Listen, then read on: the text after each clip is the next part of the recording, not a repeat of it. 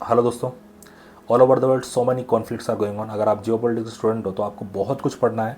Africa में conflict चल रहा है, इंटरनल कॉन्फ्लिक्ट्स, मिडल ईस्ट में चल रहा है कॉन्फ्लिक्ट, यूक्रेन रशिया का कॉन्फ्लिक्ट चल रहा है। अभी एक नया कॉन्फ्लिक्ट चालू हो गया, वो है पाकिस्तान और अफगानिस्तान का। अब पाकिस्तान अफगानिस्तान का है क्या चीज़, ये this issue is on border disputes. Durand line का जो डिस्प्यूट है वो 1893 से चलता हुआ आ रहा है, तो ये उसका डिस्प्यूट है एक तरीके से। अब है क्या ये डोरन लाइन का जो डिस्प्यूट है, डोरन लाइन का डिस्प्यूट वो है कि जो मोर्टिमर डुरंड है और उस टाइम के जो अमीर थे अफगानिस्तान के अब्दुर्रहमान खान, इनके बीच एक एग्रीमेंट हुआ था 1893 में कि उन्होंने बॉर्डर बना दिया था कि ये अफगानिस्तान है, ये ब्रिटिश इंडिया है, ऐसा। अब आफ्टर पाकिस्तान, जो पाकिस्तान बना 1947 में, उसके बाद जो अफगान का जो लीडर्स हैं उन्होंने मना कर दिया कि ये जो लाइन है वो हम डिसएग्री करते हैं, हम मानते ही नहीं इस लाइन को, इस बॉर्डर को, क्योंकि वहाँ पे उस तरफ भी पश्तून ट्राइब रहता है। ठीक है, अभी स्ट्रेटेजिकली अगर देखा जाए तो अफगानिस्तान को ज़रूरी है ये बॉर्डर डिस्प्यूट। क्यों ज़रूरी है? बिकॉज नेशनलिज्म को अलाइव रखना है उनको बताना नहीं कि हमारे दुश्मन, हमारे भाई भाई वहाँ पे है, वहाँ पे उनके साथ ये हो रहा है, तो तब जाके लोग वहाँ पे सपोर्ट करेंगे कि नहीं ये हमारे भाइयों के लिए हेल्प कर रहे हैं, भाइयों के लिए मदद कर रहे हैं ऐसे। तो बॉर्डर डिस्प्यूट बना रहना चाहिए एक तरीके से। और देखा जाए पाकिस्तान क्या कह रहा है, पाकिस्तान कह रहा है कि टीटीपी जो है वो हम उनके स्टेट्स पर टेररिस्ट अटैक करते हैं, और इसको फंड कौन करता है? इसको फंड करता है काबुल, तालिबान अफगानिस्तान में। वो तालिबान बोलता है कि नहीं, हम तो फंड नहीं करते किसी को, हमारा तो इनके बीच कुछ लेना देना ही नहीं है।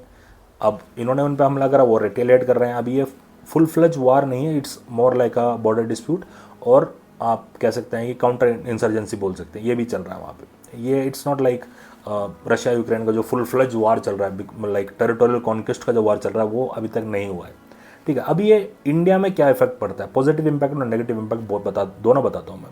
पॉजिटिव इम्पैक्ट यह है कि जो पाकिस्तान का जो आर्मी मूवमेंट है वो हमारे साइड से, हमारे बॉर्डर से वो वेस्टवर्ड मूवमेंट हो जाएगा, डोरन लाइन की तरफ मूवमेंट हो जाएगा। अभी ये एरिया जो खाली रहेगा, अभी इंडिया के लिए अगर स्पाई मूवमेंट या फिर कोई into the enemy line movement करना है तो वो अभी ईजी टाइम में कर सकता है। May be it's more like a plan, किसने देखा है ना, हो सकता है कभी कभार। अब नेगेटिव इम्पैक्ट क्या है? नेगेटिव इम्पैक्ट है पहला जो है रेफ्यूजी प्रॉब्लम। अगर वॉर होता है तो वो डोरन लाइन जो इंडिया में भी कनेक्ट होता है तो वो कश्मीर में मूवमेंट कर सकते हैं, रेफ्यूजी मूवमेंट हो सकती है। सेकेंड, जब मिलिटेंसी ग्रुप को पैसा चाहिए रहता है तो वो दो तरीके से पैसा कमाता है, स्मगलिंग। पहला ड्रग स्मगलिंग, दूसरा है वेपन स्मगलिंग। तो वो ये स्मगलिंग हो सकता है। और तीसरा है ऑटोमेटिकली, अगर पाकिस्तान पे अगर मिलिटेंसी ग्रुप आया तो वो कश्मीर पे भी इफेक्ट हो सकता है, मिलिटेंसी ग्रुप यहाँ पे भी एंटर कर सकता है। अगर पाकिस्तान फुल फ्लेज वॉर में जाता है तो चाइना उनको हेल्प कर सकता है इकोनॉमिकली और वेपन के साथ, और वो इफेक्ट जो है इंडिया पे भी पड़ सकता है कभी कभार। तो it's like that, positive impact negative impact बहुत है। अगर हमको ग्रो करना है, इंडिया को ग्रो करना है, तो इंडिया को चाहिए शांति मिडिल ईस्ट में और हमारे जो एशिया में। इंडिया को चाहिए शांति। अगर पीस बना रहेगा तब जाके हमारा जो ट्रेड है वो ग्रो करेगा, ट्रेड ग्रो करेगा तो इकोनॉमी ग्रो करेगा, इकोनॉमी ग्रो करेगा तो कंट्री ग्रो करेगा।